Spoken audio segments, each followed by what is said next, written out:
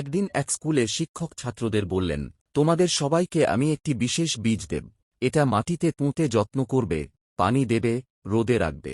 ঠিক 6 মাস পর তোমরা তোমাদের গাছ নিয়ে স্কুলে আসবে। যার গাছ সবচেয়ে সুন্দর হবে সে পাবে পুরস্কার। সবাই খুব উৎসাহিত।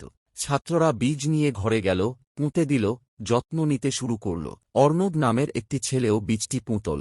সে নিয়মিত পানি দিল, আলোতে রাখল, মাটি পাল্টাল। কিন্তু দিন যেতে লাগল, মাস পার হয়ে গেল, কিছুই গজাল না। অর্ণব হতাশ হয়ে পড়ল, কিন্তু সে কোনো চুরি করল না। 6 মাস পরে সবাই স্কুলে গাছ ভর্তি রঙিন টব নিয়ে এল। শুধু অর্ণব এল খালি টব নিয়ে।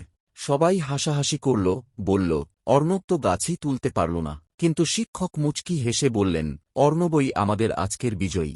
সবাই অবাক। শিক্ষক বললেন, আমি তোমাদের যে বীজ দিয়েছিলাম তা ছিল সেদ্ধ বীজ।